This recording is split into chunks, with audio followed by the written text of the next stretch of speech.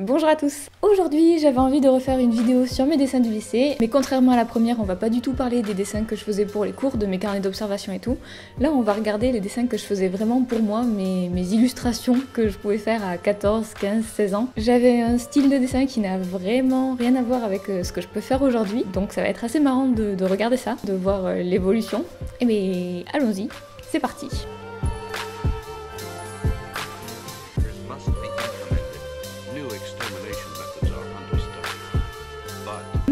Et on commence tout de suite avec mon premier gif. C'est marrant parce que cette vidéo, je pense que ça va aussi me permettre de retracer tous les illustrateurs et illustratrices qui m'ont influencé au fur et à mesure. Et là, clairement, je sais très bien que la personne qui m'a influencé beaucoup à ce moment-là, c'était Arthur de Pince. C'était assez maladroit en termes de dessin. C'était assez maladroit aussi en termes de goût vestimentaire. Alors ça, c'était un petit peu plus réaliste. Je commençais, en fait, il y a eu un moment où je me suis dit que je voulais faire des dessins un peu plus réalistes et mettre un peu plus d'ombre et de lumière. Et donc, un petit autoportrait pour célébrer la fin de mes années collège.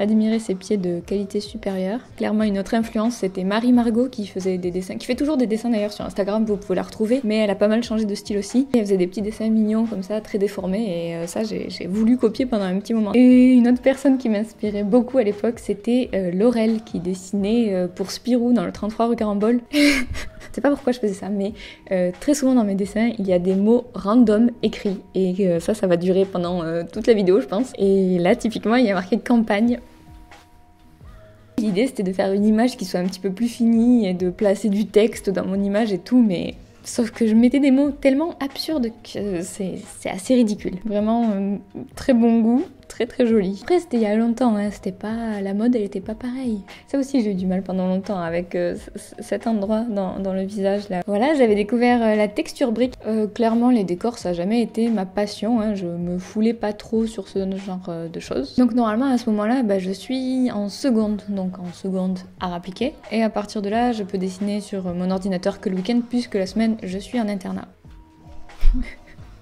Ce poisson est le poisson le plus effrayant que j'ai vu, je pense. Voilà, je poursuivais, j'avais toujours donc cette tentation de devenir plus réaliste et on peut voir les plis sur cette robe qui était ouloulou, très travaillée avec l'outil doigt de Photoshop a priori. J'étais vraiment contente d'avoir trouvé cette technique là pour faire les plis sur les robes, je pense que je l'ai bien exploité. Ça c'est marrant, je m'amusais aussi à jouer avec des photos. Donc là alors je saurais pas expliquer tous les dessins que je fais, clairement il y a des dessins, je sais pas d'où ça sort. C'est pas la folie, mais je trouve que c'est quand même moins pire quand j'essayais de simplifier un peu mon dessin et que je partais pas dans 40 dégradés différents. Bon alors ça je me souviens que j'avais voulu suivre un tutoriel sur DeviantArt sans doute, puisque c'était là que je passais ma vie, et... On voit qu'il y a des endroits sur le dessin où je me donnais à fond, comme l'espèce de sous-gant, je sais pas trop ce que c'est, ou même les chaussettes, qui brillent vachement pour des chaussettes, mais qu'en même temps, je prenais pas du tout le temps, par exemple, de faire un squelette sous mon personnage, ce qui fait que comment ce personnage est foutu, comment sa hanche est faite, ça n'a pas de sens. Donc là, je pense que je venais de lire Black Sad. Et oui, alors j'ai commencé après à faire des dessins de plus en plus émo. Pas trop combien de temps ça va durer. Ouais, en janvier j'avais pas trop la forme on dirait. Voilà encore un bel exemple de mot qui ne veut rien dire placé à côté d'un dessin. C'est le premier ange que l'on voit de cette vidéo, mais croyez-moi que ce n'est vraiment pas le dernier. Je sais pas pourquoi je dessinais des anges, mais ça m'a suivi aussi un petit moment. Ça c'est un fan art de À la croisée des mondes. T'es un autre ange, on adore. Un dessin dont j'étais hyper fière. J'avais dessiné ça au marqueur, c'était un petit format là comme ça. Et j'étais trop contente, je trouvais ça trop stylé ce que j'avais fait. Beaucoup de techniques pour éviter de faire des décors, à toujours réfléchir à comment je pourrais ne faire aucun décor, surtout jamais aucune perspective, toujours des fonds flous. Pas mal utiliser de la photo pour ne pas avoir à dessiner mon décor moi-même.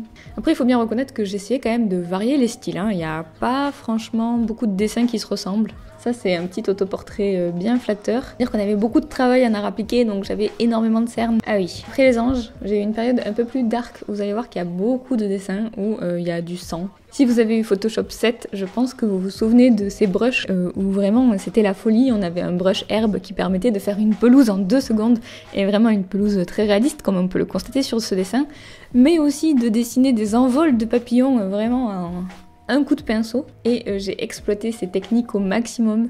Ouh, un garçon! Ça alors, petit dessin gore, mais avec un petit côté ange aussi grâce aux ailes. Je commençais à fusionner mes passions. Quelle est la figure de ce personnage sérieux? Bon, de toute évidence, je lisais des trucs comme Chobits ou Sakura et je reprenais les ailes de Clamp, bien sûr. Très beau, très réaliste. Un petit fanart des Dresden Dolls, car j'étais un peu gothique dans mon cœur. Oui, alors il n'y a pas trop de continuité, hein. Genre un jour j'étais hyper dark et puis le lendemain je dessinais juste une espèce de hippie multicolore. Encore un petit autoportrait. Oh non. Bon, là on arrive en mai 2007. Donc il venait d'y avoir les élections présidentielles et Nicolas Sarkozy venait d'être élu. Et j'avais clairement voulu m'exprimer politiquement grâce à ce dessin et montrer tout mon engagement dans la cause sociale française. Je pense que c'est le dessin dont j'ai le plus honte de ma vie, tellement c'est...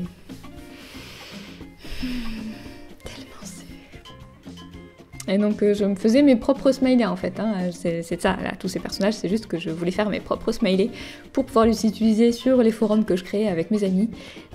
Voilà la Geek Life de 2007.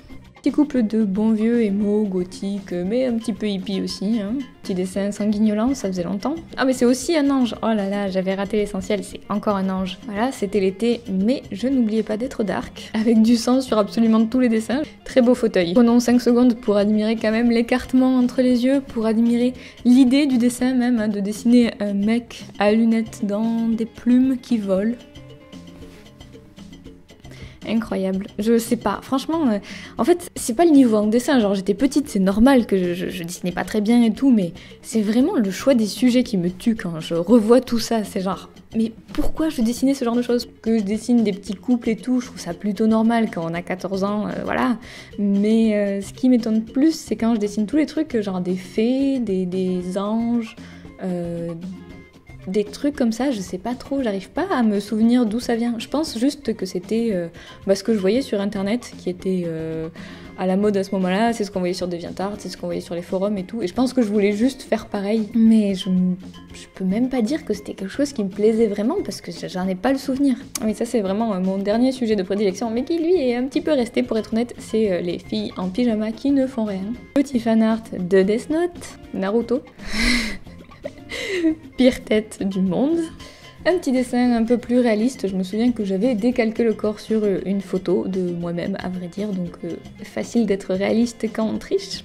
Je passe un peu plus vite, sachant qu'il y a beaucoup de choses qui se répètent et tout, et que voilà, dans cette période, disons que je fais des dessins hyper cucu et avec plein de reflets, et voilà, et c'est un peu du pseudo-mangas, mais vraiment pas très chic. Yas, ça faisait longtemps. Là, j'étais rentrée en première. D'une certaine manière, j'essayais de lâcher mon dessin, mais en vrai, ça faisait juste un dessin avec beaucoup de gribouillis et de traits qui revenaient les uns sur les autres. Je voulais un côté un petit peu plus arty et que pour moi, ça passait par le fait de faire plein de traits, quoi, d'avoir un truc hyper griffonné. Au mois d'octobre, je n'ai pas beaucoup dessiné parce que j'étais trop occupée à bloquer mon lycée comme une salipi. En première, j'ai beaucoup moins de dessins parce que j'avais beaucoup plus de travail à faire en cours, et donc les week-ends, il fallait encore que je fasse mes devoirs et j'avais pas tant de temps que ça pour m'amuser à faire des dessins pour mon blog et pour mon compte DeviantArt. Alors là, c'est marrant, c'est pas très flagrant, mais moi je sais que ce genre de dessin c'était inspiré par Colonel Moutarde, qui était vraiment une illustratrice que j'admirais beaucoup à ce moment-là et que j'admire toujours, mais qui m'a influencé beaucoup à ce moment-là. Je commençais à avoir des influences un petit peu différentes. Avant, en gros, dans ma tête, il y avait la BD classique que je connaissais depuis toujours et le truc nouveau qui était les espèces de mangas que je voyais sur internet. Et en arrivant en fait en art appliqué, en découvrant des nouvelles choses au CDI, en découvrant des nouvelles choses à la bibliothèque, je commençais à aller au rayon adulte de la bibliothèque et plus seulement côté jeunesse. Et donc ça m'a permis de découvrir de la bande dessinée indépendante par exemple. Et c'est vrai que petit à petit, ça a quand même modifié un peu mon dessin, ça se voit pas tout de suite, mais mes références commençaient à changer. Et tant mieux, hein, parce que jusque-là, c'était beaucoup trop limité. Là, il y a Sweeney Todd qui venait de sortir, vraiment, j'étais en mode esthétique. Je m'autorise des dessins qui vont être inspirés d'autres picots, qui vont être inspirés de plein de choses différentes. Mais ne vous inquiétez pas, hein, je continuais quand même à bien sûr aller sur DeviantArt, à continuer d'essayer de faire des trucs quand même un petit peu photoréalistes, mais disons que c'était plus mon seul but dans la vie, je commençais à varier aussi. Autre chose qui a influencé aussi mon dessin, c'était ma pratique du dessin d'observation. À force de dessiner des gens et de voir comment ils fonctionnaient, ça a forcément fini par influencer le dessin que je faisais pour moi, le dessin d'imagination. Alors, une autre personne qui m'a influencé à ce moment-là, c'est Chloé Nicolet. C'est marrant. Elle est pas beaucoup plus vieille que moi, mais je lisais son blog et tout, et j'étais assez fan. Le bras mou, je lui avais clairement piqué. Je m'autorise à déformer plus les visages, à déformer plus les corps et à tenter des nouvelles choses. Je lisais Nana. Là, je m'étais acheté un Pentel, un feutre pinceau en gros, et donc j'expérimentais un peu pour changer mon dessin. Je pense que je venais de lire Blanket de Craig Thompson. J'avais lu cette BD, ça m'avait un peu marqué. J'étais ah waouh. Lisez-le tant que vous êtes encore un peu niais, parce qu'après ça va vous gêner. Alors là, on arrive à l'été avant la terminale. Un truc qui m'a un peu mis une baffe, c'est que j'ai un de mes professeurs d'art appliqué qui m'a dit mais si tu continues à faire du manga, en fait, on va jamais te prendre dans les formations d'illustration. Et donc j'ai fait ok, j'arrête tout de suite, maintenant je fais des yeux, c'est des points, c'est fini le manga. Et j'ai mis assez directement en application parce que j'allais rentrer en terminale, j'allais commencer à faire mon book pour les écoles, et du coup il fallait que j'adapte mon dessin parce que je voulais être prise. Je passe très vite, mais c'est aussi pour ça qu'il y a moins de dessins, c'est parce que je faisais beaucoup plus de petites histoires où je racontais ma vie. On m'avait offert des trias, qui étaient en gros les pro-marqueurs de l'époque. Ça, je suis pas sûre que j'avais fait ce dessin très sérieusement, hein. Mais c'est bien sûr Sasuke, quand il revient avec son petit décolleté là. Ça aussi, je pense que c'était déjà une blague à l'époque d'avoir voulu faire un dessin comme ça. Faire ses cheveux avec les petites mèches de partout et tout, ça c'est clairement quelque chose que j'adorais faire. J'adorais le faire, mais je me rendais compte en fait que ça devenait un peu trop de mauvais goût, que je pouvais pas continuer à dessiner comme ça. Donc je poussais un peu le truc pour faire genre c'est ironique, alors qu'en vrai je mourais d'envie de continuer à dessiner des reflets partout. Ah, ce dessin, j'étais pas mal fière aussi, hein. Je le trouvais bien stylé. Je peux vous citer les influences de l'époque qui étaient clairement du coup Marie Margot encore sur ce dessin, Grelin aussi, tous les gens comme ça qui avaient un dessin un peu de skater.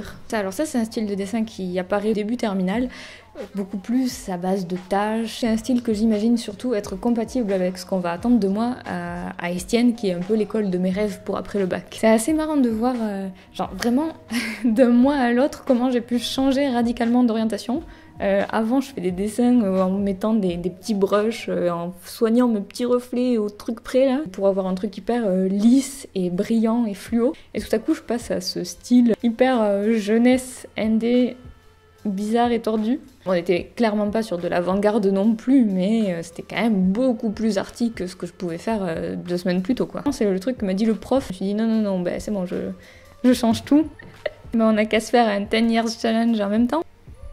C'est l'hiver de la terminale, tout ce qu'on a en tête c'est préparer ce qu'il y a après le bac. Je pense qu'il n'y aura pas beaucoup de dessins. Je m'amuse avec mon feutre pinceau. Ça j'avais voulu faire un dessin un petit peu plus style magazine, et j'allais beaucoup voir dans Julie Magazine. C'est là qu'il y avait les dessinateurs que je préférais à ce moment-là. C'est pour ça que je suis toujours contente quand Julie Magazine me propose de faire des dessins aujourd'hui et que j'ai un peu de mal à refuser. C'est aussi l'époque où il y avait beaucoup de blogs un peu girly qui se lançaient, et donc je commençais à suivre tout ça. Je dessinais vraiment plus que ma tête en fait à ce moment-là, donc j'essaie de trouver des illustrations, mais il y a que des petites BD, c'est un peu chiant. Ouh là là, on approche de la fin du lycée. J'avais un tonton graphiste qui me disait mais les illustrateurs ils dessinent sur Illustrator, donc je dessinais en vectoriel de temps en temps. Ce personnage louche complètement.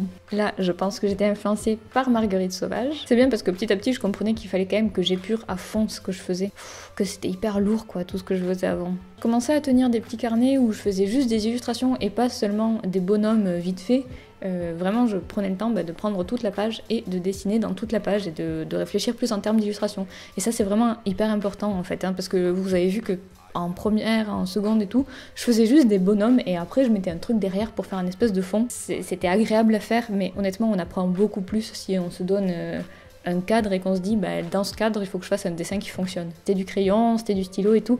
C'était l'époque où Bastien Vives venait de sortir dans mes yeux. Et je pense que tous les gens qui dessinaient à ce moment-là ont été hyper influencés. Ah c'est marrant, j'ai retenté de faire un truc un peu plus réaliste comme je voulais le faire avant. Et on peut voir que c'est quand même beaucoup mieux maîtrisé, hein. J'ai compris maintenant qu'il y avait une ombre à cet endroit-là. Et que on n'avait pas un nez qui faisait ça. J'ai encore mon dessin qui continue de changer énormément en terminale. De toute façon, je suis encore très jeune et de toute façon mon dessin va changer, je pense, pour toujours. Même là, ces derniers temps, j'ai encore fait des dessins qui ressemblaient pas à ce que je pouvais faire avant.